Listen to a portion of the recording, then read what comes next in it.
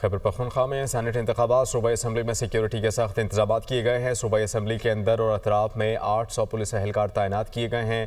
مزید تفصیل جان لیتے ہیں اسمبلی میں موجود دنیا نیوز کے نمائندے ذاکر اللہ سے۔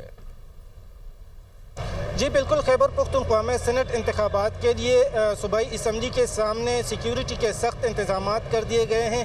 الیکشن کمیشن کی جانب سے پولنگ کا عمل جو ہے وہ 4 بجے تک جاری رہے گا، لیکن یہاں پہ اگر دیکھا جائے تو صوبائی اسمبلی کے ارد گرد جو ہے وہ سیکیورٹی کی سخت انتظامات ہے۔ اگر کیمرہ مین دکھاتا چلے تو یہاں پہ صوبائی اسمبلی چوک میں بھی پولیس کی بھاری نفری جو ہے وہ تعینات کر دی گئی ہے۔ کسی قسم کی ناخوشگوار واقعے سے نمٹنے کے لیے یہاں پہ باقاعدہ طور پر جو پولیس اہلکار ہے وہ چوکس کھڑے ہیں۔ باقاعدہ طور پر یہاں پہ جو بھی اسمبلی کے اندر جائے گا تو ان کی جامع تلاشی لینے کے بعد ان کو اندر جانے دیا جائے گا۔